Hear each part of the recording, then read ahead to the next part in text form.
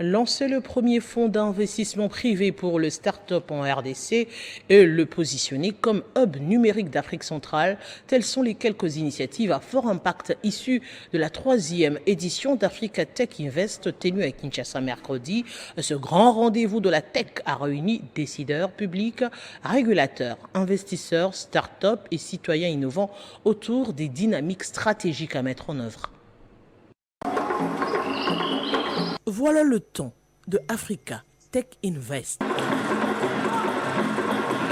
Il est question pour cette 3e édition non seulement d'ambition, mais aussi et surtout d'action déclinée dans ce grand oral aux allures de plaidoyer. Il est donc temps désormais de changer de paradigme afin de mettre en avant une nouvelle vision. C'est l'objectif de cet événement d'aujourd'hui. Relevons la tête et tournons-nous résolument vers l'avenir.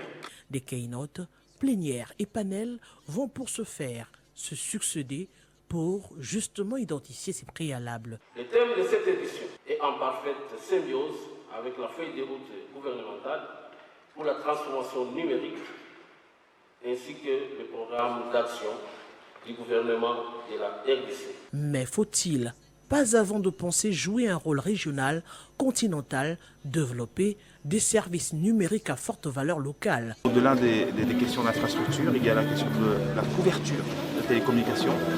Parce que l'avantage avec les startups, c'est qu'elles peuvent aller plus loin avec leur agilité qui est propre pour pouvoir toucher des populations reculées avec des applications spécifiques. On pense particulièrement aux milieux ruraux, au milieu d'agriculteurs, les agriculteurs, pour les questions de santé, les questions d'éducation.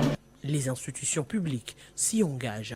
Aujourd'hui, l'inclusion numérique est accompagnée de développement d'applications qui répondent à des besoins locaux en termes de prise en charge de problématiques. Et les startups qui les développent ont souvent besoin des opérateurs télécoms pour les diffuser. Et d'ores et déjà, 3 solutions innovantes sont primées. Une plateforme qui met en lumière ces projets en quête de financement, un portail internet officiel pour la République et une application pro-citoyenneté. Il s'agit d'alerter sur la saleté partout à Kinshasa.